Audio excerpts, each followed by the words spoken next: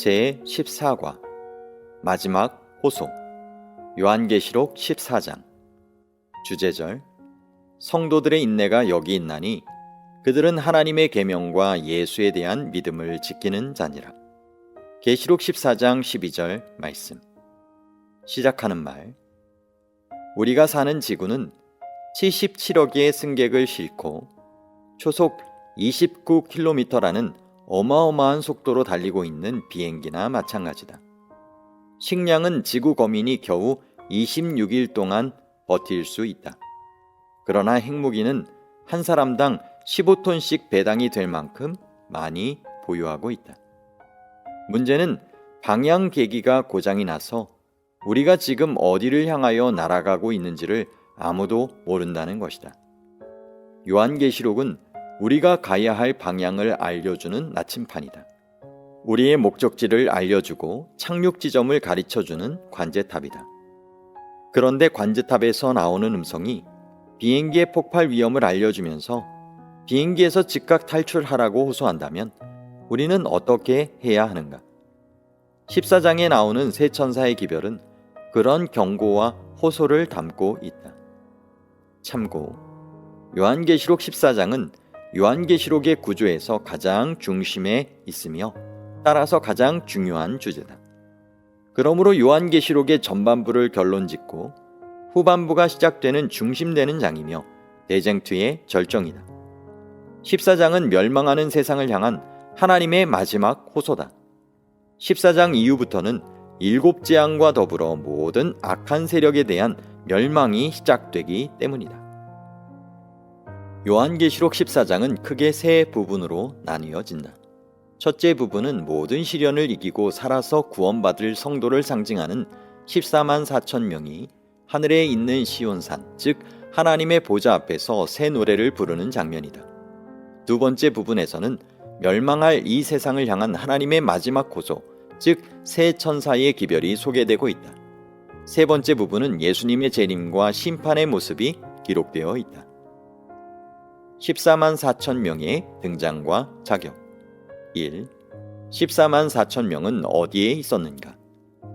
또 내가 보니 보라, 어린 양이 시온산에 섰고 그와 함께 14만 4천이 서 있는데 그들의 이마에는 어린 양의 이름과 그 아버지의 이름을 쓴 것이 있더라. 계시록 14장 1절 말씀. 설명. 요한계시록 14장은 영광스러운 장면으로 시작한다. 지금까지 요한을 괴롭혔던 모든 사악한 짐승은 갑자기 시야에서 사라지고 어린 양과 구원받은 14만 4천 명이 시온산에 서 있는 영광스러운 모습이 전개된다. 아무리 짐승이 날뛰어도 하나님의 구원의 역사는 한치의 오차도 없이 이루어질 것이다. 시온산, 즉 하늘 보좌 앞에 서 있는 어린 양은 일찍이 죽임을 당한 어린 양인 예수 그리스도이시다. 14만 4천 명은 그리스도와 함께 시온산에 서 있었다. 시온산은 어디인가? 시온산은 구원과 승리를 상징하는 산이고 구원받은 사람들이 거할 곳을 의미하는 상징적인 용어다. 여기서 시온산이 지상의 어떤 장소가 아닌 것은 14장 3절에서 14만 4천 명이 서 있는 시온산이 보좌 앞과 내 생물과 장로들 앞이라고 해설하는 구절에서 명확해진다. 구약 성경의 미가는 예언하기를 나 여호와가 시온산에서 이제부터 영원까지 그들을 다스리리라고 하였다. 이사야, 요엘, 오바댜 같은 구약의 선지자도 시온산을 하나님의 백성이 구원받고 거할 마지막 승리의 장소로 묘사했다. 시온산을 승리의 장소로 묘사한 성경절은 다음과 같다. 1. 여호와의 말씀이니라. 구속자가 시온에 임하며 야곱의 자손 가운데에서 죄가를 떠나는 자에게 임하리라. 이사야 59장 20절 말씀. 2.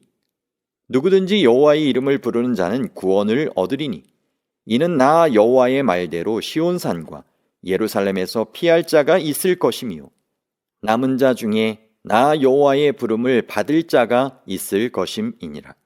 요엘 2장 32절 말씀. 3. 오직 시온산에서 피할 자가 있으리니 그 산이 거룩할 것임이요 야곱 족속은 자기 기업을 누릴 것이며 오바댜 1장 17절 말씀. 이러한 생각은 신약 성경의 히브리서에도 잘 나타나 있는데 너희가 이른 곳은 시온산과 살아계신 하나님의 도성인 하늘의 예루살렘이라고 하여 시온산이 지상이 아니라 하늘에 있는 장소임을 분명히 했다. 2. 14만 4천 명의 이마에는 무엇이 있었는가? 그들의 이마에는 어린 양의 이름과 그 아버지의 이름을 쓴 것이 있더라. 계시록 14장 1절 말씀. 설명. 구원받은 14만 4천 명의 이마에 어린 양의 이름과 그 아버지의 이름을 쓴 것이 있다는 것은 요한계시록 13장 16절에 땅에서 올라온 짐승이 사람들로 하여금 그 오른손에나 이마에 짐승의 표를 받게 하는 것과 분명히 비교가 된다. 전자는 하나님의 백성이라는 표시인 하나님의 인이요. 후자는 짐승에게 속했다는 짐승의 표다. 마지막 날에는 이 짐승의 표가 없으면 매매도 못하게 한다는 것이다. 그렇다면 14만 4천 명의 이마에 써 있는 이름, 즉 하나님의 인은 무엇을 말하는 것일까? 이마에 이름이 써 있다는 것은 실제로 이마에 글씨를 써서 달고 다닌다는 뜻이 아닌 만큼 그 사람의 지성과 마음에 그 이름을 가진 분의 품성을 가지고 있다는 증거이다. 그것은 또한 소유와 소속을 의미하기도 한다. 3. 요한은 하늘에서 무슨 소리를 들었는가? 내가 하늘에서 나는 소리를 들으니 많은 물소리와도 같고 큰 우레소리와도 같은데 내가 들은 소리는 검은 고 타는 자들이 그 검은 고 타는 것 같더라. 그들이 보좌 앞과 내 생물과 장로들 앞에서 새 노래를 부르니 땅에서 속량함을 받은 14만 4천 밖에는 능히 이 노래를 배울 자가 없더라. 계시록 14장 2에서 3절 말씀. 설명. 요한은 하늘에서 많은 물소리 같기도 하고 큰 우레소리 같기도 하며 검은 고 소리같이 청아하기도 한 노래소리를 들었다. 그것은 구원을 받은 14만 4천 명이 보좌 앞에서 부르는 찬양의 노래소리였다. 이 구원의 노래는 땅에서 온갖 환난을 이기고 하나님의 인을 얻은 14만 4천 명 외에는 아무도 부를 수 없었다. 그들이 부르는 승리와 감사의 노래는 많은 물소리처럼 웅장하고 검은 고 소리처럼 청아하고 아름다웠다. 4. 14만 4천 명은 어떤 사람들이었는가? 이 사람들은 여자와 더불어 더럽히지 아니하고 순결한 자라. 어린 양이 어디로 인도하든지 따라가는 자며 사람 가운데에서 속량함을 받아 처음 익은 열매로 하나님과 어린 양에게 속한 자들이니 그 입에 거짓말이 없고 흠이 없는 자들이더라. 계시록 14장 4에서 5절 말씀. 설명. 여기에 14만 4천 명의 신앙적 또 품성적 특징이 열거되고 있다. 첫째로 그들은 여자와 더불어 더럽히지 아니하고 순결한 자들이다. 이곳에 나오는 여자를 실제의 여성으로 해석하면 많은 문제가 생긴다. 그러므로 이곳의 여자는 상징으로 해석할 수밖에 없다. 성경에서는 여자가 두 가지 상징적인 의미로 쓰인다. 정결한 여인은 순결한 교회를 의미하며 부정한 여자는 타락한 교회를 의미한다. 더럽혀진다고 했으니 이곳의 여자는 부정한 교회다. 그러므로 14만 4천 명은 지상의 타락한 교회와는 아무런 관계가 없으며 타협하지 않은 사람들이다. 그들은 교회 안에 스며든 이 교회의 전통이나 의식들을 단호히 거부하고 오직 말씀대로만 살려고 결심한 사람들이다. 둘째로 그들은 어린 양이 어디로 인도하든지 따라가는 자다. 어린 양은 그리스도이시니 14만 4천 명은 절대적으로 예수님에게 순종하고 그의 뜻대로 사는 사람들이다. 인도하시는 곳이 때로는 시련의 길일지라도 그들은 원망하지 않는다. 그분이 인도하시는 곳이 나에게 최선의 길이라는 것을 믿고 의심하지 않는다.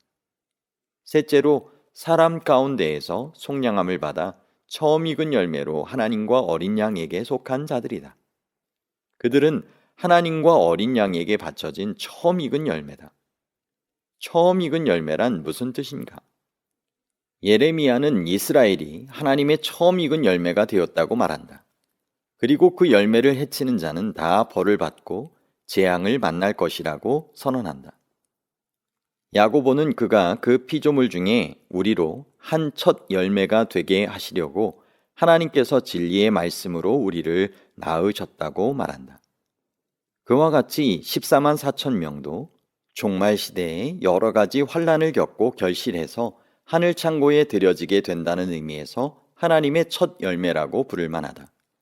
넷째로 14만 4천 명은 그 입에 거짓말이 없고 흠이 없는 자들이다. 거짓은 하나님께서 미워하시는 죄이다. 하나님께서는 내 이웃에 대하여 거짓 증거하지 말라고 말씀하시고 또한 거짓말하는 자는 결코 하늘에 들어오지 못한다고 말씀하신다. 그들은 흠이 없는 자들이다. 흠이 없다는 것은 도덕적 완전이나 죄 없는 상태를 말하는 것이 아니라 그들의 품성의 옷을 어린 양의 피에 씻어 그 옷을 희게 한 것을 말한다. 새 천사의 등장. 수천 년 동안이나 계속된 선과 악의 대쟁투에서 마지막 순간에 나타나 공중을 날며 강력한 기별을 전하는 새 천사는 과연 누구인가? 사도 요한이 반모섬에서 계시를 볼 때 그는 하나님의 교회를 공격하는 온갖 짐승의 세력들을 보며 낭망하였다. 그러나 요한계시록 14장에서 공중을 날며 영원한 복음을 전하고 세상을 향해 경고하는 새 천사의 강력한 모습을 보며 그는 하나님을 찬송하고 감사했을 것이다. 그 새 천사의 기별로 이 세상에 대한 하나님의 호소는 끝이 났으며 그 기별을 받아들이느냐 거절하느냐로 사람들의 운명은 영원히 결정되었으며 그 호소를 거절하는 자들에게는 바로 마지막 7 재앙이 임하기 때문이다. 그러므로 그 새 천사의 사명이야말로 얼마나 중차대하고 간절한 것인지 짐작할 수 있다. 그렇다면 마지막 때 사람들에게 결정적인 호소를 하는 그 새 천사는 과연 누구인가? 하늘의 천사들인가? 어떤 초자연적인 세력인가? 아니면 우주에서 온 외계인들인가? 결코 아니다. 우리가 언젠가 하늘에 나타나 큰 소리로 외칠 천사들을 목이 빠지게 기다린다 해도 우리는 그 천사들을 결코 만날 수 없을 것이다. 지구 역사상 하나님께서 천사들을 시키시어 복음을 전한 일은 없으시기 때문이다. 에디오피아 내시가 광야를 지나갈 때 천사를 보내면 더 효과적으로 일할 수 있음에도 불구하고 하나님께서는 사마리아에서 복음 전도에 바쁜 빌립을 보내어 에디오피아 내시에게 전도하게 하셨다. 기독교 역사상 어떤 신앙 부흥도 어떤 전도 운동도 천사에 의해 주도된 일이 없다. 그러므로 하나님께서 이 세상의 마지막 호소를 하는 일을 천사를 시켜 하지는 않으실 것이다. 그렇다면 새 천사는 누구인가? 새 천사는 세상의 영원한 복음을 전달하는 하나님의 남은 자손을 상징한다. 5. 첫째 천사가 전하는 기별은 무엇인가? 또 보니 다른 천사가 공중에 날아가는데 땅에 거주하는 자들 곧 모든 민족과 종족과 방언과 백성에게 전할 영원한 복음을 가졌더라. 그가 큰 음성으로 이르되 하나님을 두려워하며 그에게 영광을 돌리라. 이는 그의 심판의 시간이 이르렀음이니 하늘과 땅과 바다와 물들의 근원을 만드신 이를 경배하라 하더라. 계시록 14장 6에서 7절 말씀. 설명. 첫째 천사는 공중을 날며 큰 음성으로 영원한 복음을 외치고 있다. 이 천사는 실제로 하늘의 천사를 말하는 것이 아니다. 천사라는 헬라어 앙겔로스는 성경에서 사자라고 자주 번역되며 어떤 특별한 사명을 가진 사람을 의미할 때가 많다. 그러므로 이 천사는 마지막 시대에 이 죄악 세상을 향하여 강력하게 복음을 전하는 어떤 신실한 사람들이거나 복음 운동을 상징할 것이다.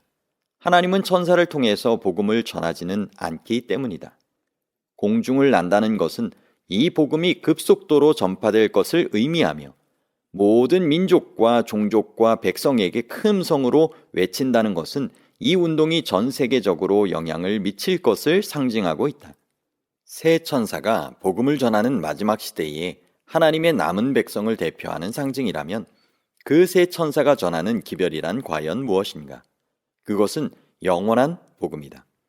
그러므로 새 천사의 기별은 사실은 새 천사의 복음이라고 해야 옳다. 그렇게 말할 수 있는 이유는 분명하다.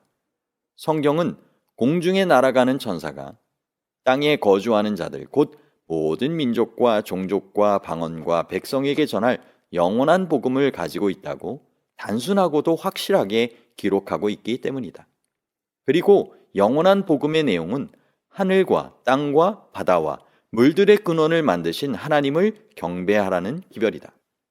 그러므로 새 천사의 기별은 지금까지와는 다른 어떤 특별한 것이 아니라 창조주 하나님을 순종하고 경배하라는 단순한 기별을 다시 한번 호소하시는 것이다.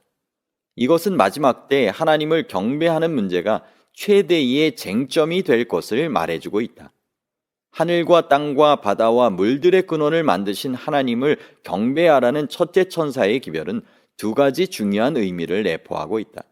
첫째는 창조주 하나님을 경시하고 이성과 과학을 맹신하며 진화론이 팽배한 마지막 시대를 향하여 창조주 하나님을 믿는 믿음으로 돌아오라는 마지막 호소이다. 둘째는 하나님의 계명을 지키라는 호소이다. 즉 참된 안식일을 지키라는 권면이다. 하늘과 땅과 바다와 물들의 근원을 만드신 하나님이라는 말은 출애굽기 20장에 나오는 10계명 중 넷째 계명에서 가져온 표현이다. 넷째 계명은 안식일을 기억하여 거룩히 지키라고 명령하고 그 이유에 대하여 설명하기를 이는 엿새 동안에 나 여호와가 하늘과 땅과 바다와 그 가운데 모든 것을 만들고 일곱째 날에 쉬었으므로 안식일을 복되게 하여 그날을 거룩하게 하였다고 말하고 있다. 안식일을 기억한다는 것은 창조주 하나님을 기억하고 경배한다는 말과 마찬가지이다. 그러므로 첫째 천사의 기별은 안식일을 고의로 범하고 일요일을 지킴으로써 창조주 하나님께 대한 불신을 나타내는 마지막 시대에 살고 있는 사람들에게 회개하라고 외치시는 하나님의 마지막 호소이다. 그러나 우리에게 아직도 희망이 있는 것은 이 마지막 호소가 지금도 바래지고 있다는 사실이다. 그러나 남은 시간은 짧을 것이다. 곧 그의 심판의 시간이 이를 것이기 때문이다. 6. 둘째 천사의 기별은 무엇인가? 또 다른 천사 곧 둘째가 그 뒤를 따라 말하되 무너졌도다 무너졌도다 큰 성 바벨론이여 모든 나라를 그의 음행으로 말미암아 진노의 포도주를 먹이던 자로다 하더라. 계시록 14장 8절 말씀. 설명. 둘째 천사의 기별이 첫째 천사의 기별의 뒤를 따르기 때문에 두 기별은 서로 연관이 있고 같이 전해지는 것임을 알 수 있다. 둘째 천사의 기별은 첫째 천사의 기별, 즉 창조주 하나님을 경배하라는 기별을 거절한 사람들에 대한 경고이며 서로 연관되어 이어지는 기별이다. 천사는 큰 성 바벨론이 무너졌다고 하였다. 요한 당시 바벨론은 이미 멸망하여 없었다. 그러므로 여기서 바벨론은 상징적으로 쓰였음에 틀림없다. 바벨이란 말은 원래 신들의 문이라는 뜻이지만 바벨탑과 연관되면서 혼돈 혹은 혼합, 혼잡이라는 의미를 가지게 되었다. 그 바벨론이 모든 나라에게 그의 음행으로 말미암아 진노의 포도주를 먹일 것이다. 그렇다면 둘째 천사가 무너졌다고 탄식한 큰 성 바벨론의 정체는 무엇일까? 성경에서 바벨론이란 항상 하나님을 적대시하는 세력에 대해 사용된 이름이다. 고대 바벨론은 예루살렘을 함락하고 솔로몬의 성전을 불태웠으며 수많은 사람을 죽이고 포로로 끌고 갔다. 바벨론이 멸망한 후에 그리스도인들은 자기들을 핍박하는 로마를 바벨론이라고 불렀다. 로마가 멸망한 후에는 바벨론의 정신을 이어받아 하나님을 대적하고 성도를 핍박하고 때와 법을 고치고자 하는 종교적 세력이 바벨론이라고 불린다. 큰 성 바벨론의 정체를 알 수 있는 한 가지 힌트가 성경에 주어져 있다. 그것은 그가 모든 나라에게 그의 음행으로 말미암아 진노의 포도주를 먹이던 자라는 것이다. 이것은 바벨론에 대한 예레미야의 예언을 연상하게 한다. 바벨론 가운데에서 도망하여 나와서 각기 생명을 구원하고 그의 죄악으로 말미암아 끊어짐을 보지 말지어다. 이는 여호와의 보복의 때니 그에게 보복하시리라. 바벨론은 여호와의 손에 잡혀 있어 온 세계가 취하게 하는 금잔이라. 뭇 민족이 그 포도주를 마심으로 미쳤도다. 예레미야 51장 6에서 7절 말씀. 요한계시록 17장에서 요한은 큰 바벨론인 음녀를 묘사하면서 땅의 임금들도 그와 더불어 음행하였고 땅에 사는 자들도 그 음행의 포도주에 취하였다고 하였다. 땅의 임금들과 더불어 음행하였으니 바벨론은 땅의 임금 중에 하나가 아닌 것이 확실하다. 오히려 그 바벨론이 성도들의 피와 예수의 증인들의 피에 취하였다고 하였으니 여기 나오는 큰성 바벨론은 요한계시록 17장에 등장하는 음녀와 같으며 세상의 왕이나 정치 세력이 아닌 전 세계에 영향을 끼치는 배교적 종교 세력일 것이다. 이 세력에 대하여서는 우리는 13장에서 이미 공부하였다. 즉 42달 동안 성도들을 핍박하는 세력인 것이다. 바벨론이 무너졌다는 말이 2번 반복된 것은 긴급성과 확실성을 말해주고 있다. 여기서 무너졌다는 말은 과거형으로 나타나지만 헬라어 문법상 미래 과거형이다. 즉 그렇게 될 것이 너무도 확실하여 이미 이루어진 것처럼 표현하는 용법이다. 그러면 바벨론이 무너질 것이라는 말은 무엇이 무너질 것이란 말인가? 이미 공부한 대로 마지막 시대에 나타날 바벨론은 배교적 종교 세력이다.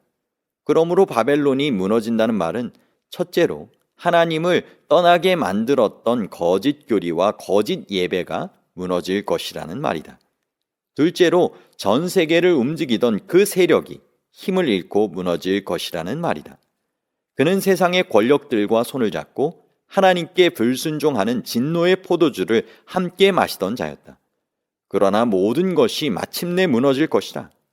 바벨론이 무너질 것이라는 소식은 하나님의 충성스러운 백성에게는 기쁘고도 반가운 소식이다. 7. 세 번째 천사의 기별은 무엇인가?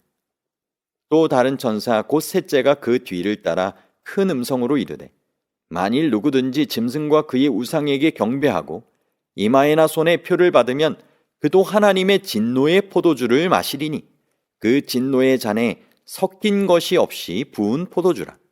거룩한 천사들 앞과 어린 양 앞에서 불과 유황으로 고난을 받으리니 그 고난의 연기가 세세토록 올라가리로다.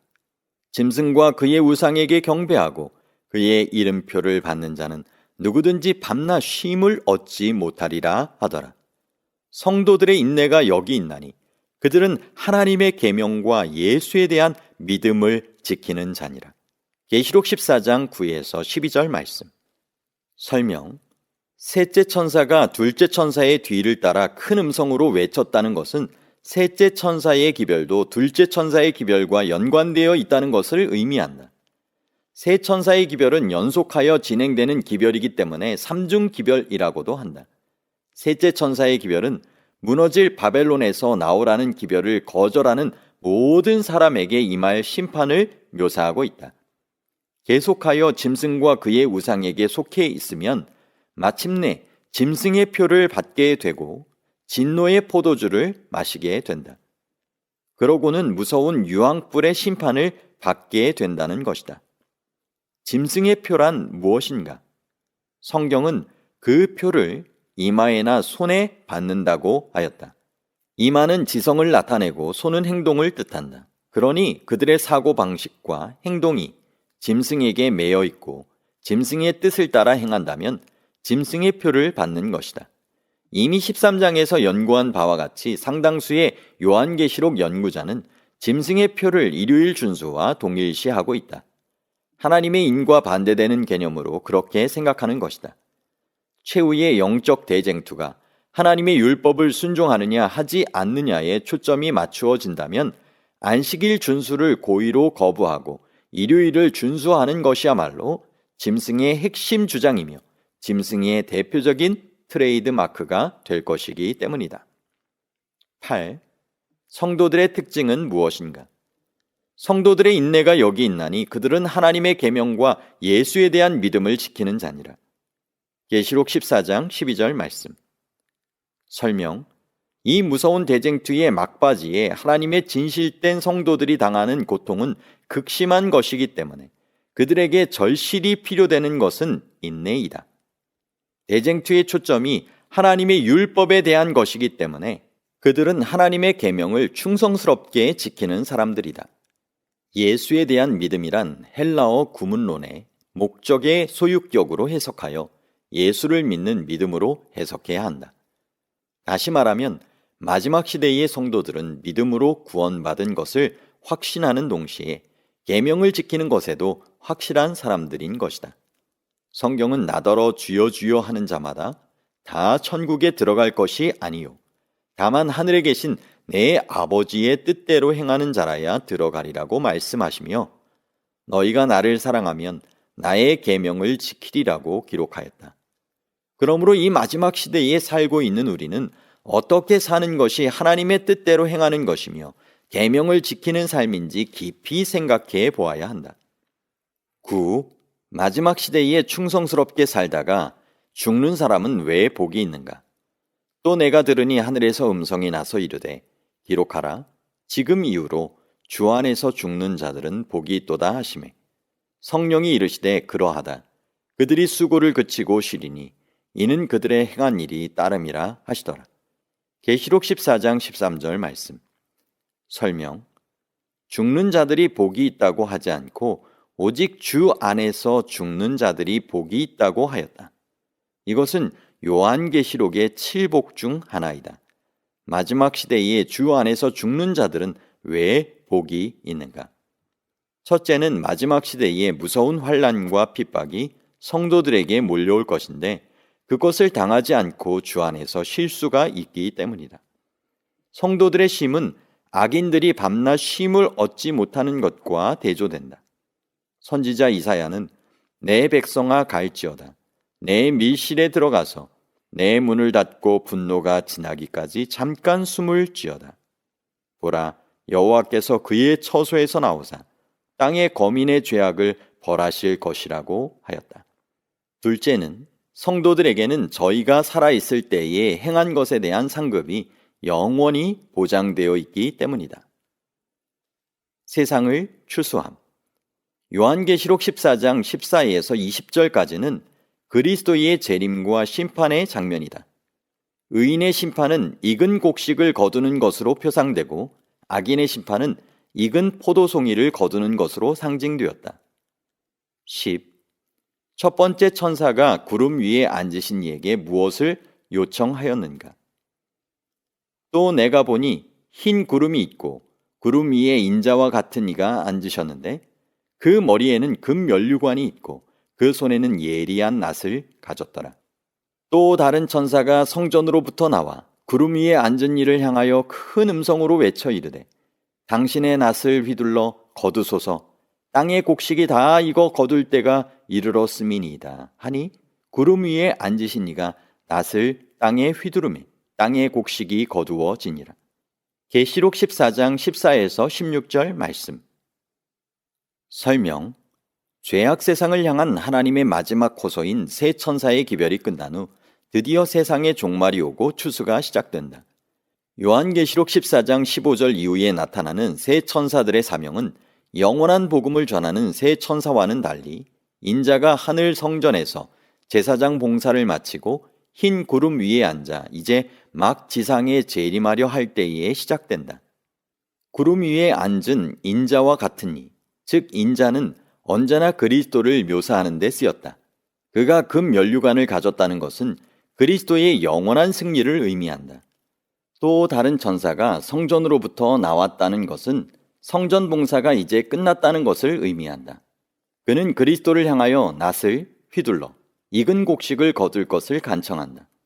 그리고 드디어 인자는 추수를 감행한다. 세상의 역사가 끝나는 순간이다. 제7일 안식일 예수 재림교. 모두가 일요일에 교회에 가는데 토요일에 교회에 가서 예배드리는 사람들을 보신 일이 있으십니까? 그런 사람들을 보면서 이상하다고 생각하신 일이 있으십니까? 그런데 그것이 조금도 이상하지 않고 성경에 말씀하신 그대로라고 하면 여러분은 아마도 놀라실 것입니다. 성경에 보면 예수님을 비롯하여 모든 사람이 다 오늘날의 토요일인 안식일에 교회에 가서 예배를 드렸습니다. 그들이 유대인이기 때문에 그런 것이 아닙니다. 하나님께서 창조하실 때 아담과 하와에게 거룩하게 지키라고 명하신 안식일을 지키기 위하여 그렇게 했던 것입니다. 십계명의 넷째 계명을 신실하게 지키기 위하여 안식일을 지켰던 것입니다. 사도들이 예수님의 부활과 승천 이후에도 신실하게 안식일을 지킨 것은 성경이 증명하고 있습니다. 오늘날에도 성경 말씀 그대로 순종하며 안식일을 지키는 교회가 있습니다. 바로 제7일 안식일 예수 재림교 또는 재림교회입니다. 현재 재림교회는 2100만 명의 교인이 213개국에 복음을 전하고 있는 세계적인 교회입니다. 10일, 두 번째 천사는 어디서 왔으며 무엇을 가졌는가? 또 다른 천사가 하늘에 있는 성전에서 나오는데 역시 예리한 낫을 가졌더라. 계시록 14장 17절 말씀. 설명. 요한계시록 14장 17절에 나오는 또 다른 천사, 곧 두 번째 천사도 성전에서 나왔다. 구원과 심판이 다 성전에서 나오는 것이다. 같은 성전에서 나왔지만 두 번째 천사의 임무는 악인을 추수하는 것이다. 12. 세 번째 천사는 무엇을 하였는가? 또 불을 다스리는 다른 천사가 제단으로부터 나와 예리한 낫을 가진 자를 향하여 큰 음성으로 불러 이르되 내 예리한 낫을 휘둘러 땅의 포도송이를 거두라. 그 포도가 익었느니라 하더라. 천사가 낫을 땅에 휘둘러 땅의 포도를 거두어 하나님의 진노의 큰 포도주 틀에 던지매 성 밖에서 그 틀이 밟히니 틀에서 피가 나서 말 굴레까지 닿았고 1600 스타디온에 퍼졌더라. 계시록 14장 18에서 20절 말씀. 설명. 세 번째 천사는 심판과 형벌을 의미하는 불을 다스리는 천사다. 의인의 추수는 그리스도에 의해 이루어졌지만 심판은 불의 천사에 의해 집행된다. 악인의 심판은 포도를 거두어 포도주 틀에 던지는 것으로 표상되었다. 그 심판은 성 밖에서 이루어질 것이다. 여기서 성을 거룩한 성 새 예루살렘으로 생각한다면 심판은 새 예루살렘 성을 제외한 온 세상에 임할 것이다. 그들의 피가 1600 스타디온에 퍼졌다는 것은 상징으로 보아야 할 것이다. 피가 강처럼 흘러 말굴레까지 닿았고 약 300km나 퍼졌다는 것은 일곱 재앙을 통한 하나님의 진노의 심판이 얼마나 무서우며 엄격한지를 나타내고 있다. 그것은 온 세상에 미칠 것이고 하나님께 피난처를 구하지 않는 모든 사람에게 임할 것이다. 더 이상 자비가 베풀어지지 않는 날이 올 것이다. 수많은 초청과 호소를 거절한 사람들은 마침내 그 무서운 날을 맞이할 것이다. 그리스도께서 피 뿌린 옷을 입고 맹렬한 진노의 포도주 틀을 밟으실 날, 심판의 날이 곧 올 것이다. 명상할 문제. 세 천사의 기별은 죄로 멸망할 이 세상을 향한 하나님의 마지막 호소이다. 이 호소가 끝난 다음에는 즉각 이 세상에 무서운 일곱 재앙이 내리고 드디어 세상의 마지막이 오는 것이다. 아직은 돌아올 수 있는 은혜의 시기이다. 나는 혼란한 바벨론에서 나와서 창조주 하나님 편에 서 있는가? 나는 하나님의 계명과 예수 믿음을 지키고